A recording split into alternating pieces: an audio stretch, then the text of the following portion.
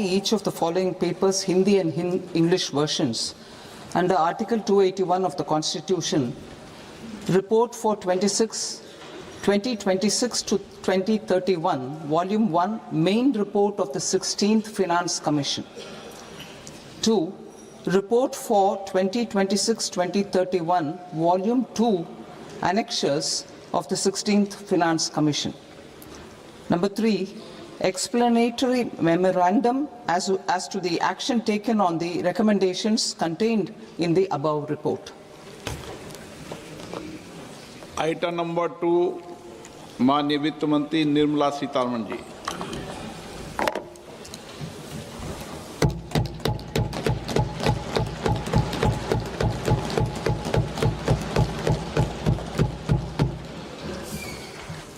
Honorable Speaker, sir, on the sacred occasion of Magh Purnima and the birth anniversary of Guru Ravidas, I present the budget for the year 2026-2027. Since we assumed office 12 years ago, India's economic trajectory has been marked by stability, fiscal discipline, sustained growth, and moderate inflation. This is the result of conscious choices we have made, even in times heightened uncertainty and disruption.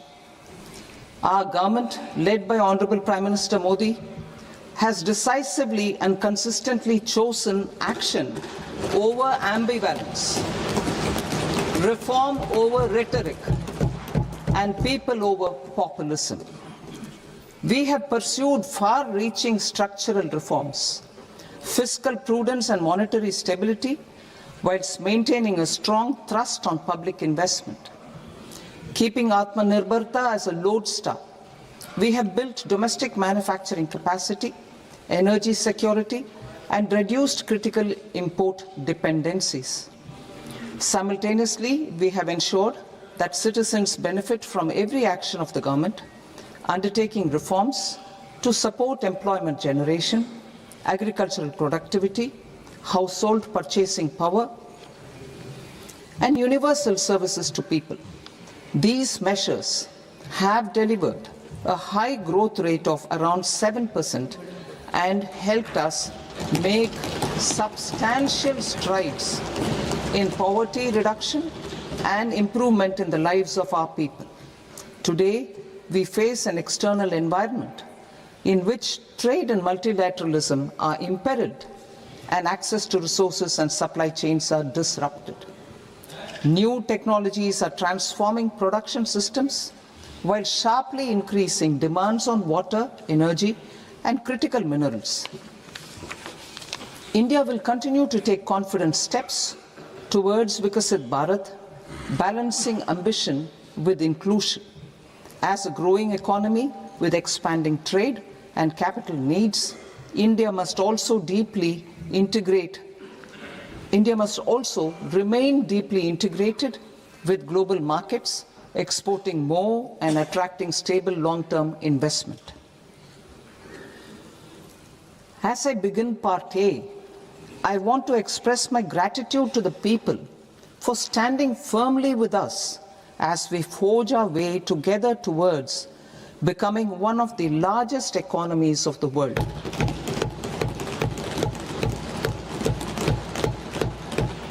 Our aim is to transform aspiration into achievement and potential into performance as we ensure that the dividends of growth reach every farmer, the scheduled caste, the scheduled tribes, the nomads, the youth, the poor, and the women. In Vikasit Bharat Young Leaders Dialogue 2026, several innovative ideas were shared with our Prime Minister, which have inspired many of the proposals, making this a unique Yuva Shakti-driven budget. Our government's sankalp is to focus on our poor, underprivileged, and the disadvantaged. To deliver on this sankalp, and given that this is the first budget prepared in Kartavya Bhavan, we are inspired by three kartavya. Our first kartavya is to accelerate productivity and competitiveness and building resilience to volatile global dynamics. Our second kartavya is to fulfill aspirations of our people and build their capacity, making them strong partners in India's path to prosperity. Our third kartavya, aligned with our vision of Sabka Saath, Sabka Vikas, is to ensure that every family, community, region, and sector has access to resources, amenities, and opportunities for meaningful participation. This threefold approach requires a supportive ecosystem. The first requirement is to sustain the momentum of structural reforms, continuous, adaptive, and forward-looking. Second, a robust and resilient financial sector is central to mobilizing savings, allocating capital efficiently, and managing risks. Third, cutting-edge technologies, including AI applications, can serve us as force multipliers for better governance. Reform Express. Our government has undertaken comprehensive reforms towards creating employment, boosting productivity, and accelerating growth. After the Prime Minister's announcement on Independence Day in 2025, over 350 reforms have been rolled out. This includes GST simplification, notification of labor codes, and rationalization of mandatory quality control orders. High-level committees have been formed, and in parallel, the central government is working with the state governments on deregulation and reducing compliance requirements. The Reform Express is well on its way and will maintain its momentum to help us fulfill our kartavya. I now move to specific proposals. Under our first kartavya, to accelerate and sustain economic growth, I propose interventions in 6 areas. 1. Scaling up manufacturing in 7 strategic and frontier sectors. 2. Rejuvenating legacy industrial sectors. 3. Creating champion MSMEs. 4. Delivering a powerful push for infrastructure. 5. Ensuring long-term security and stability. And 6. Developing city economic regions. Scaling up of manufacturing in 7 strategic and frontier sectors. Biopharma Shakti, meaning biopharma strategy for health advancement through knowledge, technology, and innovation. India's disease burden is observed to be shifting towards non-communicable diseases like diabetes, cancer, and autoimmune disorders. Biologic medicines are key to longevity and quality of life at affordable costs. To develop India as a global biopharma manufacturing hub,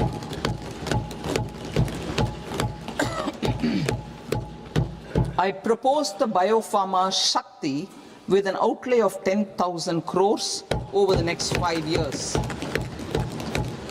This will build the ecosystem for domestic production of biologics and biosimilars.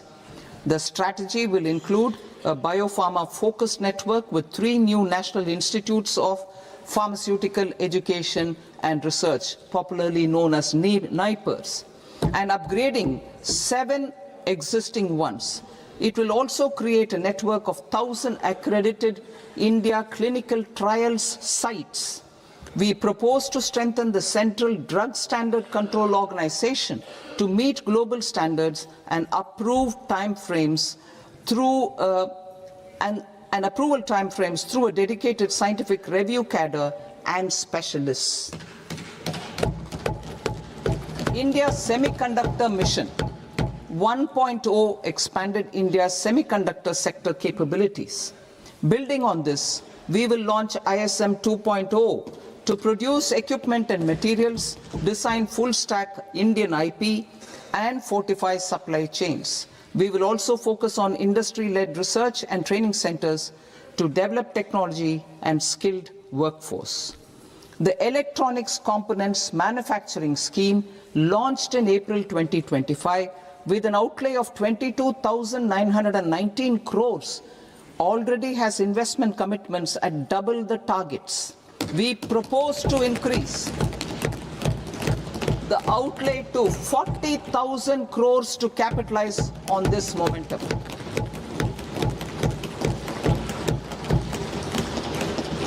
A scheme for rare earth permanent magnets was launched in 2025 November. We now propose to support the mineral-rich states of Odisha, Kerala, Andhra Pradesh, and Tamil Nadu to establish dedicated rare earth corridors to promote mining, processing, research, and manufacturing. To enhance domestic chemical production and reduce import dependency, we will launch a scheme to support states in establishing 3 dedicated chemical parks through challenge route on a cluster-based plug-and-play model. Strong capital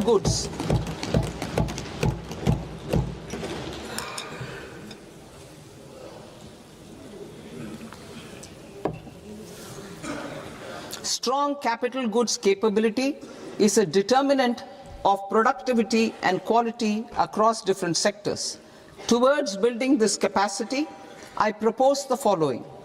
High-tech tool rooms will be established by central public sector enterprises at 2 locations as digitally enabled automated service bureaus that locally design, test, and manufacture high-precision components at scale and at lower cost. 2. A scheme for enhancement of construction and infrastructure equipments will be introduced to strengthen domestic manufacturing of high value and technologically advanced CIE. This can range from lifts in a multi-storied apartment or firefighting equipment in multiplexes, large or small, and to tunnel boring equipments for building metros and high-altitude roads. I also propose a scheme for container manufacturing to create a globally competitive container manufacturing ecosystem with a budgetary allocation of 10,000 crores over a 5-year period. For the labor-intensive textile sector, I propose an integrated program with 5 subparts. 1. The National Fiber Scheme for self-reliance in natural fibers, such as silk, wool, and jute, man-made fibers, and new age fibers. Textile expansion and employment scheme to modernize traditional clusters with capital support for machinery, technology upgradation, and common testing and certification centers.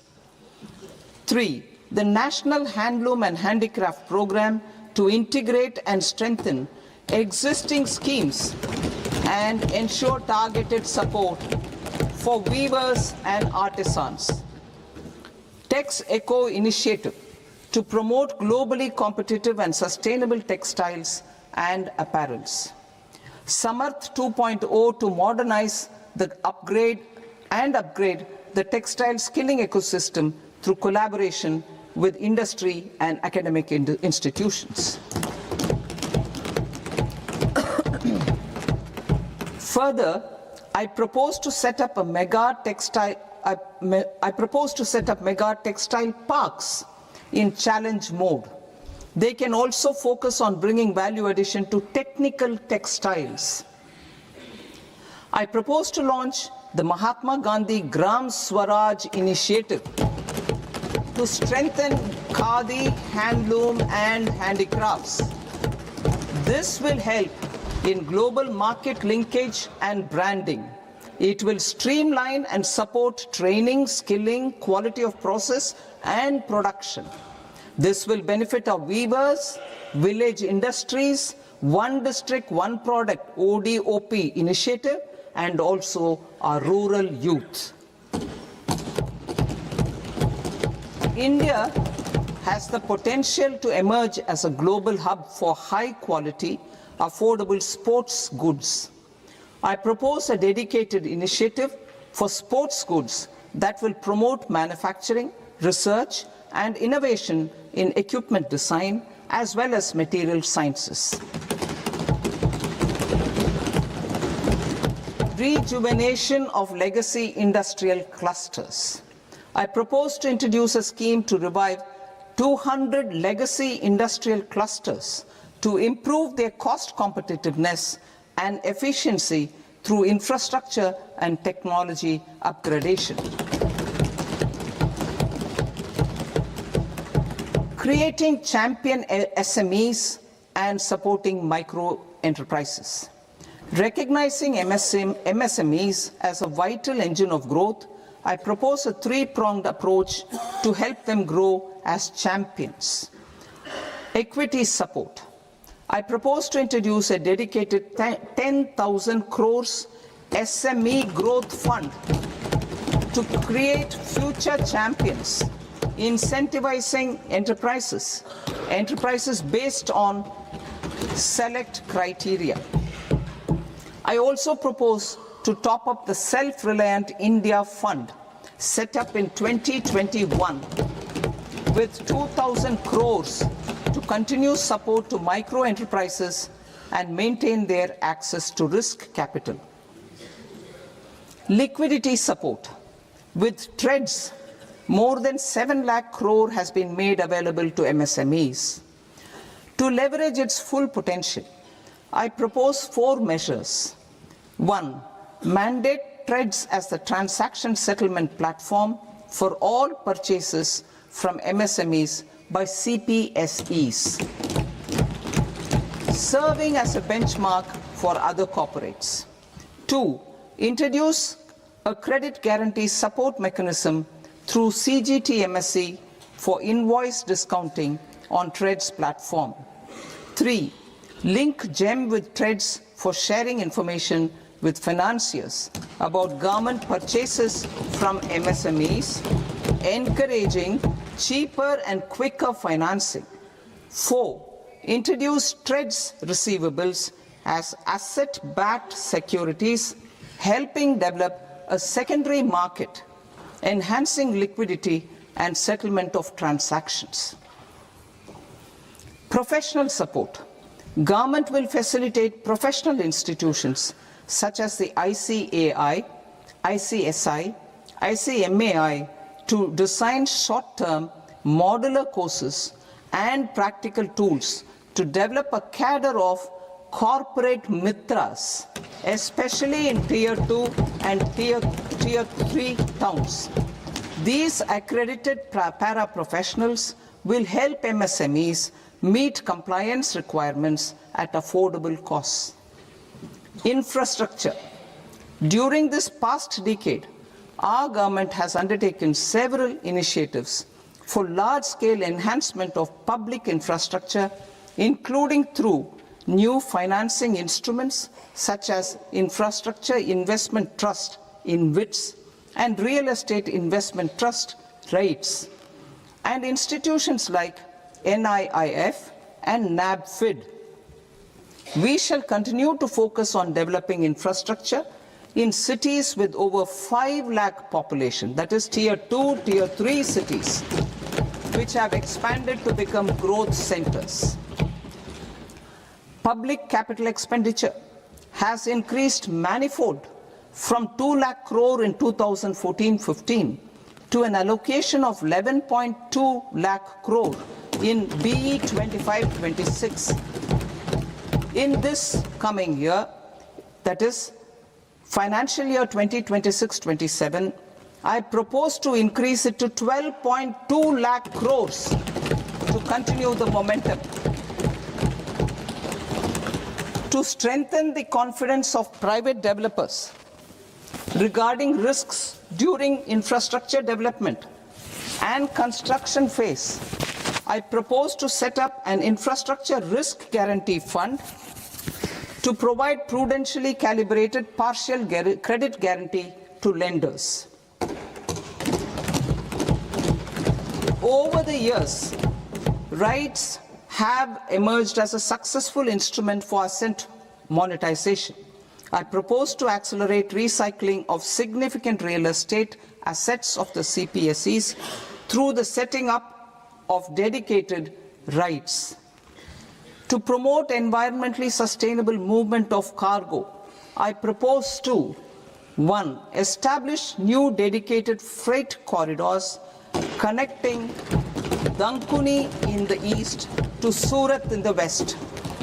Operationalize 20 new national waterways over the next 5 years, starting with National Waterways 5 in Orissa to connect mineral-rich areas of Talcher and Angul and industrial centers like Kalinga Nagar to the ports of Paradeep and Dhamra. Training institutes will be set up as regional centers of excellence for development of required manpower for these waterways. This will benefit youth in the entire stretch of the waterways to train and acquire skills.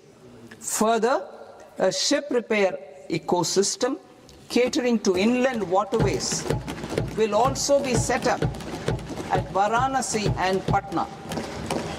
And C, launch a coastal cargo promotion scheme for incentivizing a modal shift from rail to road to increase the share of inland waterways and coastal shipping from 6% to 12% by 2047. To enhance last mile and remote connectivity and promote tourism, I propose to give incentives to indigenize manufacturing of seaplanes. A seaplane VGF scheme will be also introduced to provide support for operations. Carbon capture, utilization and storage. Aligning with the roadmap launched in December 2025, the carbon capture, utilization and storage technologies at scale will achieve higher readiness and in end-use application across 5 industrial sectors, including power, steel, cement, refineries, and chemicals. An outlay of 20,000 crore is proposed over the next 5 years for this purpose. City economic regions. Cities are India's engines of growth, innovation, and opportunities. We shall now focus on Tier 2, Tier 3 cities, and even temple towns, which need modern infrastructure and basic amenities. This budget aims to further amplify the potential of cities to deliver the economic power of agglomerations by mapping city economic regions based on their specific growth drivers. An allocation of 5,000 crore per CER over 5 years is proposed for implementing their plans through a challenge mode with a reform-cum-result-based financing mechanism. In order to promote environmentally sustainable passenger systems, we will develop 7 high-speed rail corridors between cities as growth connectors, namely Mumbai to Pune, Pune to Hyderabad, Hyderabad to Bengaluru, Hyderabad to Chennai, Chennai to Bengaluru, Delhi to Varanasi, Varanasi to Siliguri.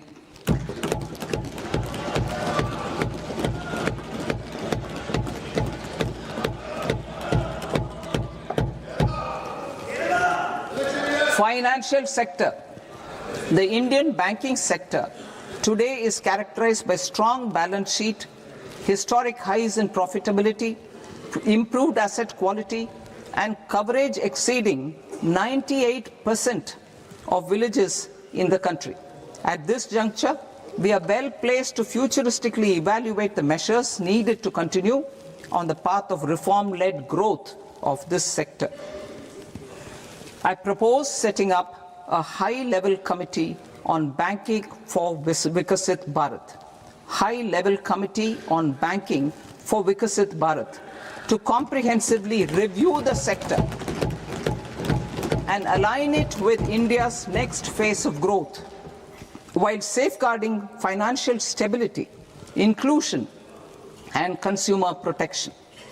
The vision for NBFCs for Vikasit Bharat has been outlined with clear targets for credit disbursement and technology adoption in order to achieve scale and improve efficiency in the public sector NBFCs. As a first step, it is proposed to restructure the Power Finance Corporation and Rural Electrification Corporation. I propose a comprehensive review of the foreign exchange management non-debt instruments rules to create a more contemporary, user-friendly framework for foreign investments consistent with India's evolving economic priorities. Corporate bond market. I propose to introduce a market-making framework with suitable access to funds and derivatives on corporate bond indices. I also propose to introduce total return swaps on corporate bonds. Municipal bonds. To encourage the issuance of municipal bonds of higher value by larger cities, I propose an incentive of 100 crore rupees for a single bond issuance. 100 crore rupees for a single bond issuance of more than 1,000 crore. The current scheme under Amrit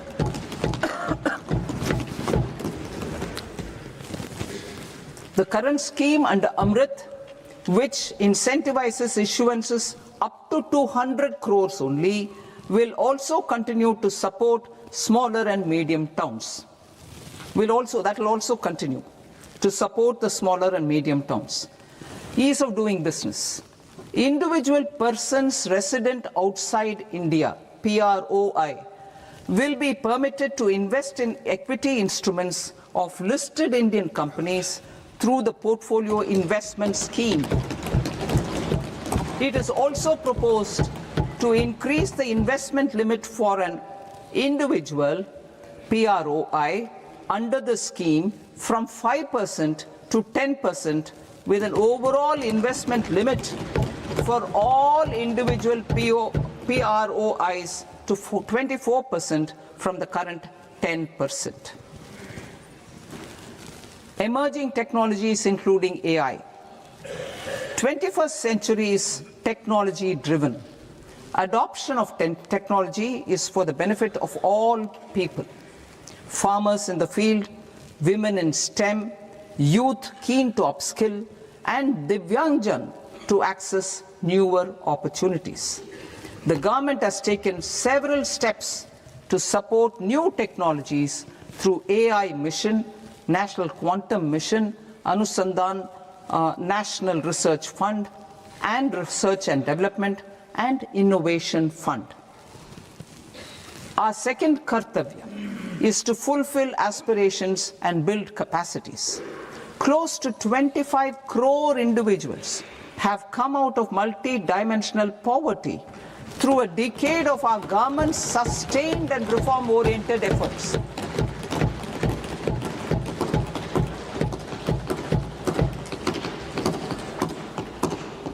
Our government has therefore decided to place a renewed emphasis on the service sector to provide a pathway to fulfilling aspirations of a youthful India with the following measures. I propose to set up a high-powered education to employment and enterprises standing committee to recommend measures that focus on services sector as a core driver of Vikasit Bharat. This will make us a global leader in services with a 10% global share by 2047. The committee will prioritize areas to optimize the potential for growth, employment, and exports. They will also assess the impact of emerging technologies, including AI, on jobs and skill requirements and propose measures thereof. To create a range of skilled career pathways, a new range of skilled career pathways for our youth, I propose interventions in the following sectors. Health.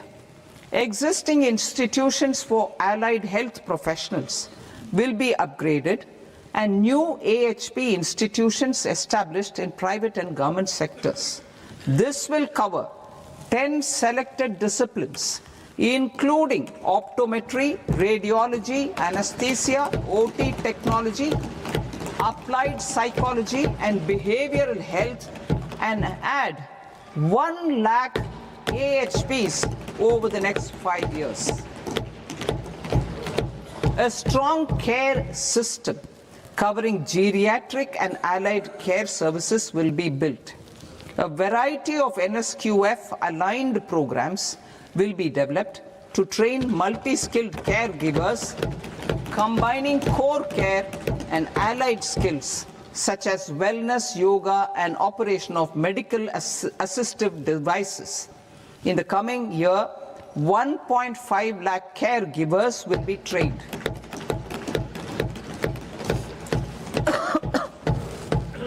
Hubs for medical value tourism. To promote India as a hub for medical tourism services, I propose to launch a scheme to support states in establishing 5 regional medical hubs in partnership with the private sector. These hubs will serve as integrated healthcare complexes that combine medical, educational, and research facilities.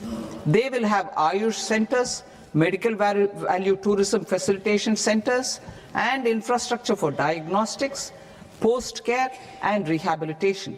These hubs will provide diverse opportunities, job opportunities for health professionals, including doctors and AHPs. Ancient Indian yoga, already respected in several parts of the world, was given a mass global recognition when Honorable Prime Minister took it to the UN. Post-COVID, Ayurveda gained a similar global acceptance and recognition. Exporting quality Ayurveda products helps farmers who grow the herbs and youth who process the products. To meet growing global demand, a few more steps are being taken. I propose to 1. Set up 3 new All India Institutes of Ayurveda. 2. Upgrade Ayush pharmacies and drug testing labs for higher standards of certification ecosystem and make available more skilled personnel. 3. Upgrade the WHO Global Traditional Medicine Center in Jamnagar to bolster evidence-based research, training, and awareness for traditional medicine. Animal husbandry. Livestock contributes to close to 16% of farm income, including of poor and marginal households. To scale up availability of veterinary professionals by more than 20,000, I propose to roll out a loan-linked capital subsidy support scheme for establishment of veterinary and para-veterinary colleges, veterinary hospitals, diagnostic laboratories, and breeding facilities in private sector. Collaboration between Indian and foreign institutions will also be facilitated. Orange economy. India's animation, visual effects, gaming and comics sector, AVGC sector, is a growing industry projected to require 2 million professionals by 2030. I propose to support the Indian Institute of Creative Technologies, Mumbai, in setting up ABGC Content Creator Labs in 15,000 secondary schools all over the country and 500 colleges. The Indian design industry is expanding rapidly, and yet there is a shortage of Indian designers. I propose to establish, through Challenge Route, a new National Institute of Design to boost design education and development in the eastern region of India. Education. Our government will support states through Challenge Route in creating 5 university townships in the vicinity of major industrial and logistics corridors. These planned academic zones will host multiple universities, colleges, and research institutions, skill centers, and residential complexes. In higher education, STEM institutions, prolonged hours of study and laboratory work pose some challenges for girl students. Through VGF, Viability Gap Funding, and capital support, one girls' hostel will be established in every district.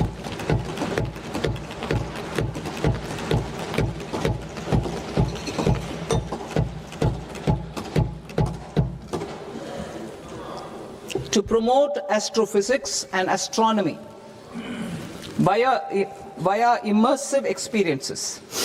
4 telescope infrastructure facilities will be set up or upgraded. The National Large Solar Telescope, the National Large Optical Infrared Telescope, the Himalayan Chandra Telescope, and the Cosmos 2 Planetarium. Tourism. The tourism sector has the potential to play a large role in the employment generation, forex earnings, and expanding the local economy. I propose to set up a National Institute of Hospitality by upgrading the existing National Council for Hotel Management and Catering Technology. It will function as a bridge between academia, industry, and government. I also propose a pilot scheme for upskilling 10,000 guides in 20 iconic tourist sites through a standardized, high-quality, 12-week training course in hybrid mode in collaboration with the Indian Institute of Management. A national destination digital knowledge grid will be established to digitally document all places of significance, cultural, spiritual, and heritage. This initiative will create a new ecosystem of jobs for local researchers, historians, content creators, and technology partners. India has the potential and opportunity to offer world-class trekking and hiking experience. We will develop ecologically sustainable mountain trails in Himachal Pradesh, Uttarakhand, and Jammu Kashmir. Also in Araku Valley in the Eastern Ghats and Podigai Malai in the Western Ghats. Turtle trails along key nesting sites in the coastal areas of Odisha, Karnataka, and Kerala. And 3 bird watching trails along the Pulikat Lake in Andhra Pradesh, Tamil Nadu. It's on the border. Under the visionary leadership of Honorable Prime Minister, we established the International Big Cat Alliance in 2024. This year, India is hosting the first ever Global Big Cat Summit where heads of governments and ministers from 95 range countries will deliberate on collective strategies for conservation. Heritage and culture tourism. I propose to develop 15 archaeological sites, including Lothal, Dolavira, Rakigadi, Adichanallur, Saranath, Hastinapur, and Leh Palace into vibrant experiential cultural destinations. Excavated landscapes will be open to the public through curated walkways. Immersive storytelling skills and technologies will be introduced to help conservation labs, interpretation centers, and guides. The sports sector provides multiple means of employment, skilling, and job opportunities. Taking forward the systematic nurturing of sports talent which is set in motion through the Khelo India program earlier, I propose to launch a Khelo India mission to transform the sports sector over the next decade. The mission will facilitate an integrated talent development pathway supported by training centers which are foundational, intermediate, and elite levels. B, systematic development of coaches and support staff. C, integration of sports science and technology. D, competitions and leagues to promote sports culture and provide platforms. And E, development of sports infrastructure for training and competition. Our third Kartavya aligns with our vision of Sabka Saath, Sabka Vikas towards Vikasit Bharat. This requires targeted efforts for 1. Increasing farmer incomes through productivity enhancement and entrepreneurship, with special attention to small and marginal farmers. B. Empowering Divyangjan through access to livelihood opportunities, training, and high-quality assistive devices.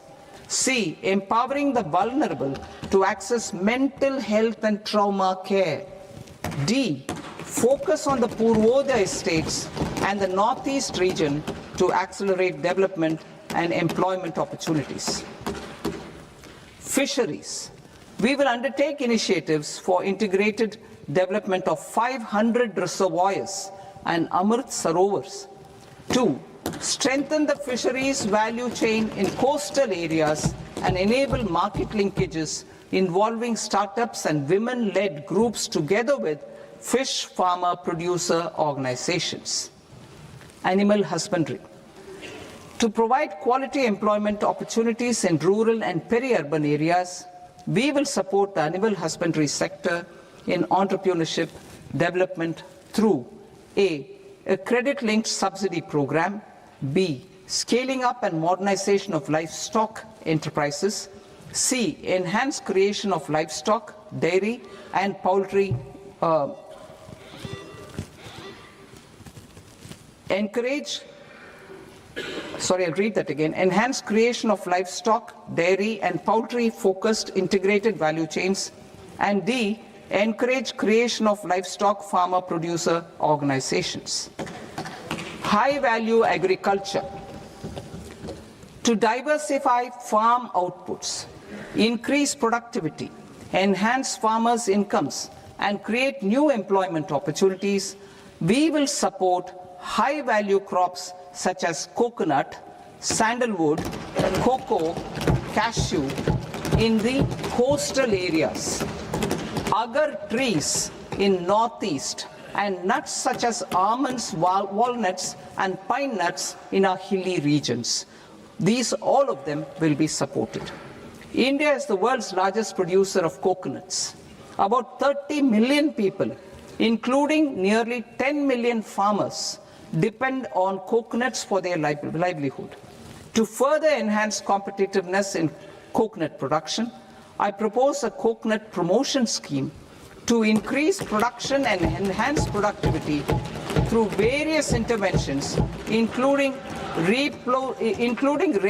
replacing and non-productive trees with new saplings or plants or varieties, in major coconut growing states. A dedicated program is proposed for Indian cashew and cocoa to make India self-reliant in raw cashew and coconut production and processing, enhance export competitiveness, and transform Indian cashew and Indian cocoa into premium global brands by 2030. Sandalwood. Sandalwood is closely linked to India's social and cultural heritage. Our government will partner with state governments to promote focused cultivation and post-harvest processing to restore the glory of the Indian sandalwood ecosystem, to rejuvenate old, low-yielding orchards and expand high-density cultivation of walnuts, almonds, and pine nuts. We will support a dedicated program to enhance farmer incomes and in bringing value addition by engaging youth. Bharat Vistar, that is virtually integrated system to access agricultural resources. I propose to launch Bharat Vistar, a multilingual AI tool that shall integrate the AgriStack portals and the ICAR package on agricultural practices with AI systems. This will enhance farm productivity, enable better decisions for farmers, and reduce risk by providing customized advisory support. She Marts for rural women-led enterprises. Building on the success of Lakpati Didi program, I propose to help women take the next step from credit-linked livelihoods to being owners of enterprises. Self-help entrepreneur, She Marts will be set up as community-owned retail outlets within the cluster-level federations through enhanced and innovative financing instruments. Empowering Divyangjan. Divyangjan Kaushal Yojana. Information technology, AVGC sectors, hospitality and food and beverages sectors often offer task-oriented and process-driven roles which are suitable for Divyangjan. We will ensure dignified livelihood opportunities through industry-relevant and customized training specific to each Divyangjan group. Divyang Sahara Yojana. Timely access to high-quality assistive devices for all eligible Divyangjan is a fundamental need. I propose to 1. Support the Artificial Limbs Manufacturing Corporation of India, Alimco, to set up and to scale up production of assistive devices, invest in R&D and AI integration, strengthen PM Divyasha Kendras, and support setting up of assistive technology marts as modern retail style centers where Divyangjan and senior citizens can see, try and purchase assistive products. Reaffirming our commitment to mental health and trauma care. There are no national institutes for mental health care in North India. We will therefore set up a NIMHANS 2 and also upgrade national mental health institutes in Ranchi and in Tezpur as regional apex institutions. Emergencies expose families, particularly the poor and vulnerable, to unexpected expenditure. We will strengthen and increase these capacities by 50% in district hospitals by establishing emergency and trauma care centers. Focus on Purvodaya states and northeastern regions. Purvodaya. I propose the development of an integrated East Coast industrial corridor with a well-connected node at Durgapur, creation of 5 tourism destinations in 5 Purvodaya states, and the provision of 4,000 e-buses. Buddhist sites in northeastern region. The northeastern region is a civilizational confluence of Theravada and Mahayana or Vajrayana traditions. I propose to launch a scheme for development of Buddhist circuits in Arunachal Pradesh, Sikkim, Assam, Manipur, Mizoram, and Tripura. The scheme will cover preservation of temples and monasteries, pilgrimage interpretation centers, connectivity, and pilgrim amenities. 16th Finance Commission. On 17th November 2025, the 16th Finance Commission submitted its report to the President. As mandated under Article 281 of the Constitution, the government is to lay the report along with the explanatory memorandum on the action taken report on the recommendations of the Commission in Parliament, which, Sir, Honourable Speaker, you've allowed me to do at the commencement of this session. The government has accepted the recommendation of the Commission to retain the vertical share of devolution at 41%. As recommended by the Commission, I have provided 1.4 lakh crores of rupees to the states for the year 2026-2027 as Finance Commission grants. These include rural and urban local body and disaster management grants. Fiscal consolidation. Government has been delivering on our fiscal commitments consistently without compromising on social needs. To strive towards accepted standards of fiscal management in Budget 25-26, I had indicated that the central government would target reaching a debt to GDP ratio of 50 plus or minus 1% by 2030-31. In line with this, the debt to GDP ratio is estimated to be 55.6% of GDP in BE 26-27.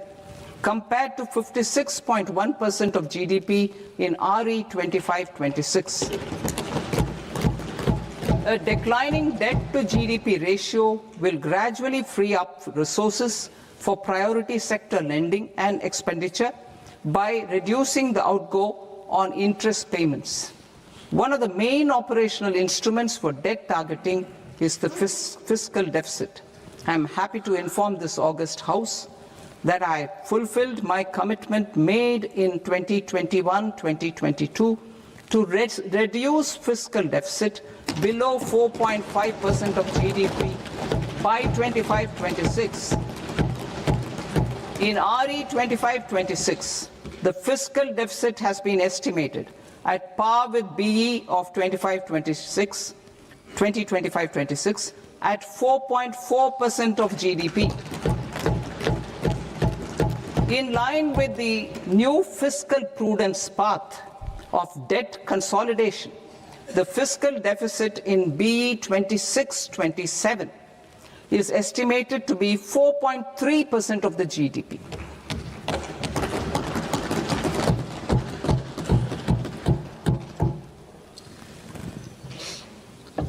The revised estimates of the non-debt receipts are 34 lakh crore rupees, of which the centre's net tax receipts are 26.7 lakh crore.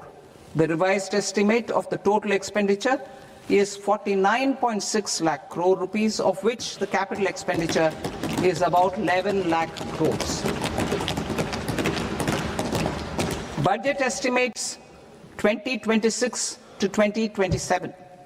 Coming to 26-27, the non-debt receipts and the total expenditure are estimated as 36.5 lakh crore and 53.5 lakh crore respectively. The centre's net tax receipts are estimated at 28.7 lakh crore rupees. To finance the fiscal deficit, the net market borrowings from dated securities are estimated at 11.7 lakh crore rupees. The balance financing is expected to come from small savings and other sources. The gross market borrowings are estimated at 17.2 lakh crore rupees. I'll now move to Part B. Part B, direct taxes.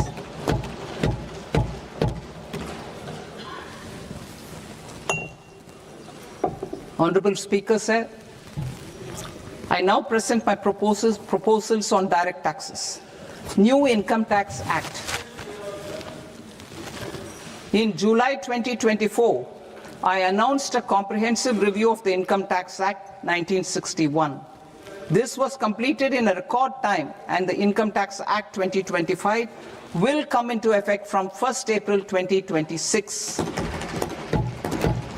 The simplified income tax rules and forms will be notified shortly, giving adequate time to taxpayers to acquaint themselves with its requirements. The forms have been redesigned such that ordinary citizens can comply without difficulty. Ease of living. I propose that any interest awarded by the Motor Accident Claims Tribunal to a natural person will be exempt from income tax, and any TDS on this account will be done away with. I propose to reduce TCS rate on the sale of overseas tour program package from the current 5% and 20% to 2% without any stipulation of amount. I propose to reduce TCS rate for pursuing education and for medical purposes under the Liberalized Remittance Scheme, popularly known as LRS, from 5% to 2%. Supply of manpower services is proposed to be specifically brought within the ambit of payment to contractors for the purpose of TDS to avoid ambiguity. Thus, TDS on these services will be at the rate of either 1% or 2% only. I propose a scheme for small taxpayers, wherein a rule-based automated process will enable obtaining a lower or nil deduction certificate instead of filing an application with the assessing officer. For the ease of taxpayer holding securities in multiple companies, I propose to enable depositories to accept Form 15G or Form 15H from the investor and provide it directly to various relevant companies. I propose to extend time available for revising returns from 31st December to up to 31st March with the payment of a nominal fee. I also propose to stagger the timeline for filing of tax returns. Individuals with ITR 1 and ITR 2 returns will continue to file till 31st July, and non-audit business cases or trusts are proposed to be allowed time till 31st August. TDS on sale of immovable property by a non-resident is proposed to be deducted and deposited through resident buyers and his or her PAN-based challan instead of requiring a TAN, which is a temporary accounting number. To address practical issues of small taxpayers like students, young professionals, tech employees, relocated NRIs, and such others, I propose to introduce a one-time 6-month foreign asset disclosure scheme for these taxpayers to disclose income or assets below a certain size. This scheme would be applicable for two categories of taxpayers, namely A, who did not disclose their overseas income or assets, and B, who disclosed their overseas income and or paid due tax but could not declare the asset acquired. For category A, the limit of undisclosed income or asset is proposed to be up to 1 crore rupees. They need to pay 30% of fair market value of asset or 30% of undisclosed income as tax and 30% as additional income tax in lieu of penalty, and would thereby get immunity from prosecution. For category B, asset value is proposed to be up to 5 crore rupees. Here, immunity from both penalty and prosecution will be available with a payment of fee of 1 lakh rupees. Rationalizing penalty and prosecution. Multiplicity of proceedings are hindrance to the ease of doing business. I propose to integrate assessment and penalty proceedings by way of a common order for both. There will be no interest liability on the taxpayer on the penalty amount for the period of appeal before the first appellate authority, irrespective of the outcome of appeal process. Further, quantum of prepayment is being reduced from 20% to 10% and will continue to be calculated only on core tax demand. As an additional measure for reducing litigation, I propose to allow taxpayers to update their returns even after reassessment proceedings have been initiated, and an additional 10% tax rate over and above the rate applicable for the relevant year. The assessing officer will then use only this updated return in his proceedings.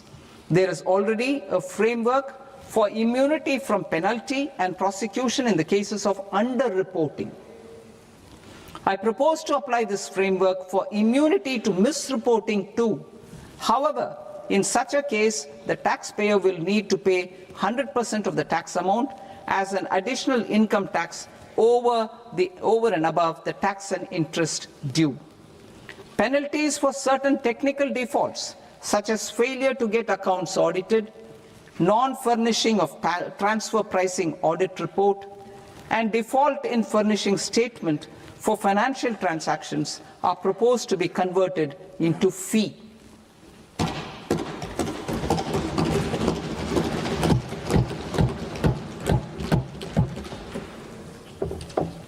I propose to rationalize prosecution framework under Income Tax Act while maintaining a careful balance for deterrence in some serious offence. Non-production of books of account and documents and requirement of TDS payment where payment is made in kind are being decriminalized. Further, minor offences will attract fine only. The remaining prosecutions will be graded commensurate with the quantum of offence.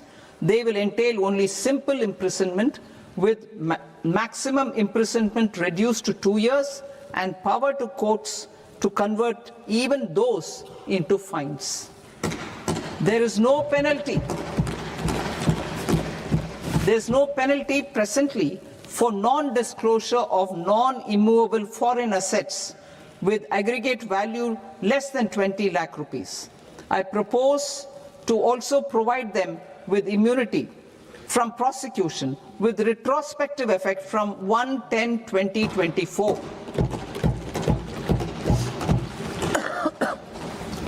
Cooperatives. Deduction is already allowed to a primary cooperative society engaged in supplying milk, oilseeds, fruits or vegetables raised or grown by its members. I propose to extend this deduction to also include supply of cattle feed and cotton seed produced by its members. I propose to allow inter-cooperative society dividend income as deduction under the new tax regime to the extent it is further distributed to its members. I further propose to allow exemption for a period of 3 years to dividend income received by a notified national cooperative federation on their investments made in companies up to 31/1/2026. This exemption would be allowed only for dividends further distributed to its member cooperatives. Supporting IT sector as India's growth engine. India is a global leader in software development services, IT-enabled services, knowledge process outsourcing services, and contract R&D services relating to software development. These businesses and their segments are quite interconnected with each other. All these services are proposed to be clubbed under a single category of information technology services with a common safe harbor margin of 15.5% applicable to all. The threshold for availing safe harbor for IT services is being enhanced substantially from 300 crore rupees to 2,000 crore rupees. Safe harbor for IT services shall be approved by an automated rule-driven process without any need for tax officer to examine and accept the application. Once applied by an IT services company, the same safe harbor can be continued for a period of 5 years at a stretch at its choice.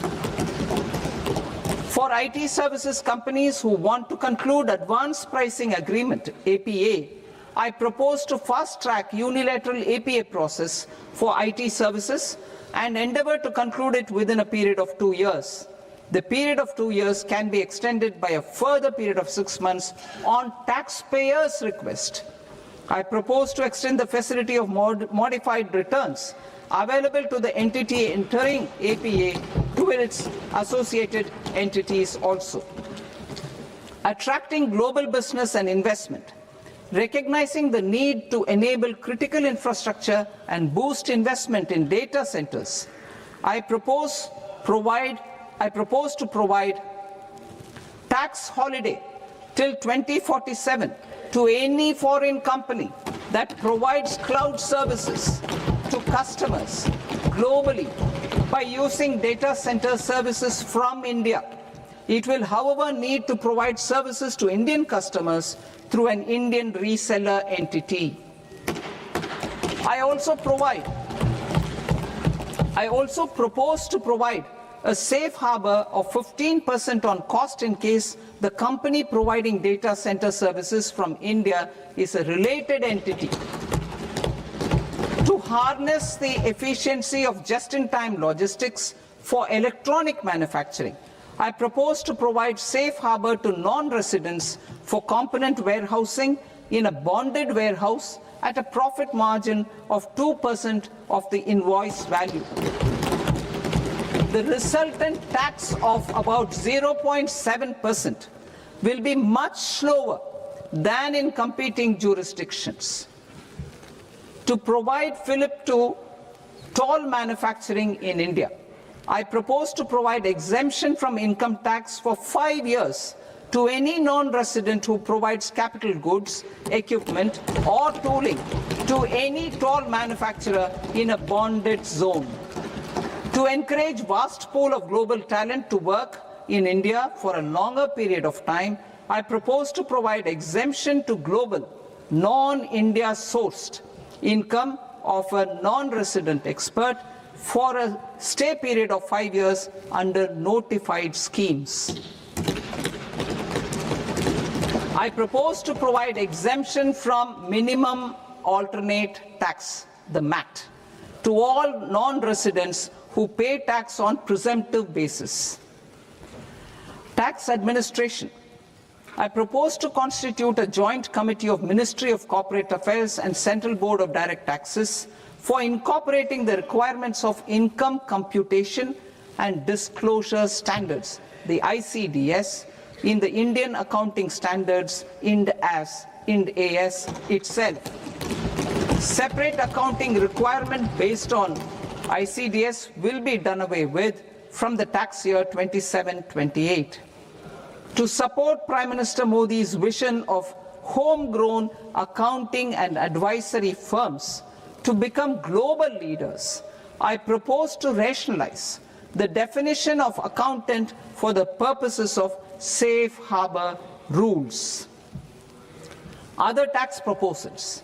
Change in taxation of buyback was brought in to address the improper use of buyback route by promoters.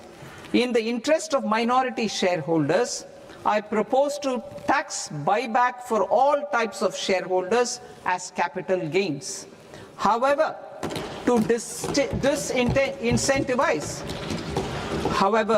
to disincentivize misuse of tax arbitrage, promoters will pay an additional buyback tax. This will make effective tax 22% for corporate promoters. For non-corporate promoters, the effective tax will be 30%. TCS rate for sellers of specific goods, namely alcoholic liquor, scrap and minerals, will be rationalized to 2%, and that on tendu leaves will be reduced from 5% to 2%. I propose to raise the STT on futures to 0.05% from the present 0.02%. STT on options premium and exercise of options are both proposed to be raised to 0.15% from the present rate of 0.1% and 0.125% respectively. We reformed the taxation landscape for corporates in 2019 by providing them a simplified regime with lower tax rate so that they could productively focus on business rather than on claim of deductions and exemptions. To encourage companies to shift to the new regime, set off of brought forward MAT credit, minimum alternate tax credit, is proposed to be allowed to companies only in the new regime. Set off using available MAT credit is proposed to be allowed to an extent of 1/4 of the tax liability in the new regime. MAT is proposed to be made final tax, so there will be no further credit accumulation from 1st April 2026. In line with this change, the rate of final tax is being reduced to 14% from the current MAT rate of 15%.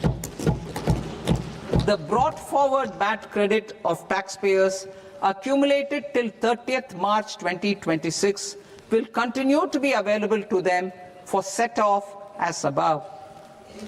Indirect taxes. I shall now take up proposals related to indirect taxes.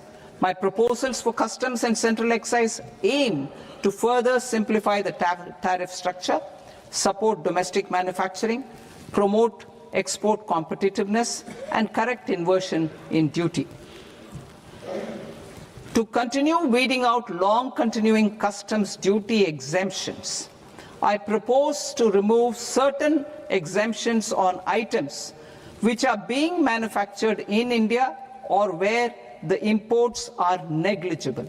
Similarly, to further simplify the process of ascertaining the rate of duty applicable on a particular item, I propose to incorporate certain effective rates in various customs notifications to the tariff schedule itself. I shall now take up sector-specific proposals. Promotion of exports of marine, leather, and textile products. I propose to increase the limit for duty-free imports of specified inputs used for processing seafoods for export from the current 1% to 3% of FOB value of the previous year's export turnover. I also propose to allow duty-free imports of specified inputs, which is currently available for exports of leather or synthetic footwear, to exports of shoe uppers as well. I propose to extend the time period for export of final product from the existing 6 months to 1 year for exporters of leather or textile garments, leather or synthetic footwear, and other leather products. Energy transition and security. I propose to extend the basic customs duty exemption given to capital goods used for manufacturing lithium-ion cells for batteries to those used for manufacturing lithium-ion cells for battery energy storage systems also. I propose to exempt basic customs duty on import of sodium antimonate for use in manufacture of solar glass. Nuclear power. I propose to extend the existing basic customs duty exemption on imports of goods required for nuclear power projects till the year 2035 and expand it for all nuclear plants irrespective of their capacity. Critical minerals. It is proposed to provide basic customs duty exemption to the import of capital goods required for the processing of critical minerals in India. Biogas blended CNG. I propose to exclude the entire value of biogas while calculating the central excise duty payable on biogas blended CNG. Civil and defense aviation. I propose to exempt basic customs duty on components and parts required for the manufacture of civilian training and other aircrafts. It is proposed to exempt basic customs duty on raw materials imported for the manufacture of parts of aircraft to be used in maintenance, repair, or overall requirements by units in the defense sector. Electronics. To deepen value addition in the consumer electronics sector, I propose to exempt basic customs duty on specified parts used in the manufacture of microwave ovens. Special economic zone. To address the concerns arising about utilization of capacity by manufacturing units in the special economic zones due to global trade disruptions, I propose as a special one-time measure to facilitate sales by eligible manufacturing units in SEZs to the domestic tariff area at concessional rates of duty.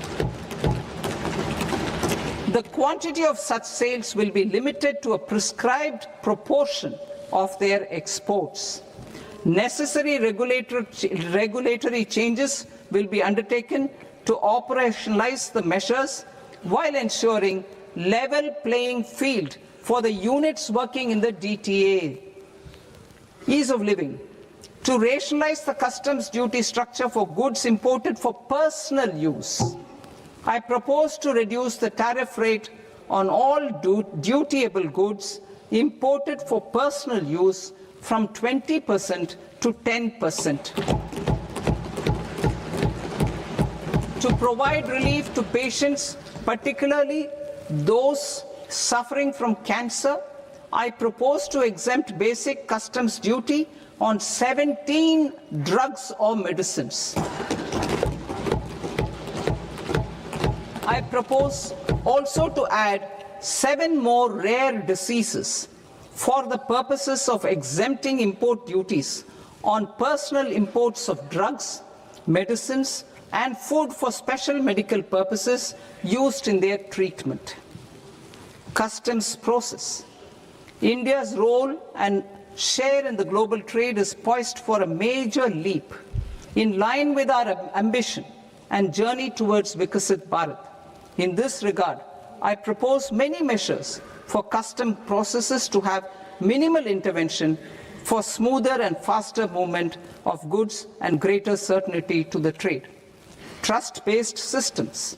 I propose to enhance duty deferral period for Tier 2 and Tier 3 authorized economic operators, known as AEOs, from 15 days to 30 days. I propose to provide eligible manufacturer importers the same duty deferral facility. This should encourage them to get themselves accredited as a full-fledged Tier 3 AEO in due course. To provide greater certainty and for better business planning, I propose to extend validity period of advance ruling binding on customs from the present 3 years to 5 years. In the spirit of the whole of government approach,